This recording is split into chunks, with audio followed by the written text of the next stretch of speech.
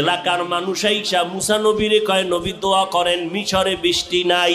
নবী 70,000-এর কাফেলা নিয়ে জঙ্গলে গেলেন দোয়া করবে। হঠাৎ কয় আল্লাহ এতগুলো মানুষ নিয়ে হাত তুললাম জমিনে, বৃষ্টি দাও।